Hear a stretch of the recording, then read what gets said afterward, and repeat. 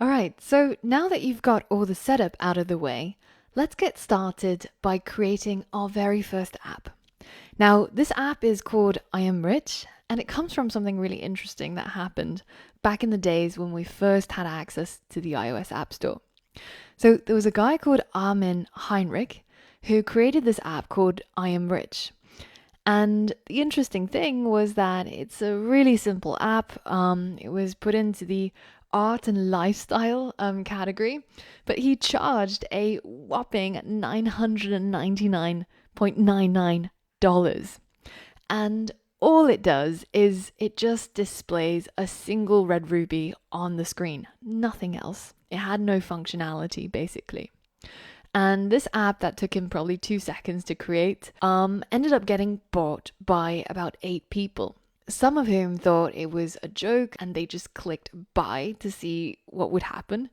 Well, what happened was that they got charged the full amount, and there's a lot of really funny reviews for this app on the App Store.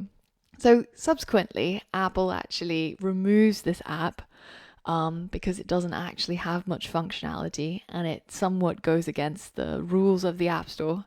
But the guy who created it still netted around $5,600 after Apple took a 30% cut from what he made selling those 8 apps.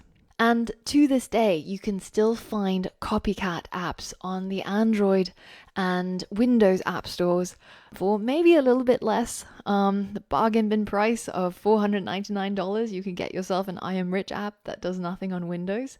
But it's a really, really funny story of how, I guess, a relatively ingenious guy decided that he would create this app for rich people to show off how rich they are. And it didn't really do anything at all other than display something on screen. But the reason why I'm telling you this story is because it's the perfect jumping off point for us to start figuring out how to create Xcode projects and iOS apps from scratch. So in this module, we're going to learn how to create and set up new iOS projects. We're going to get an overview of Xcode and how it works. We're going to design our app using Xcode and Apple's pre-built iOS components, and also incorporate some of our own image assets that we get either off the internet or our own pictures and images into the app. And finally, we're going to create a custom app icon to put onto our app and run it on a simulator and on a device. Once you're ready, head over to the next lesson and let's get started.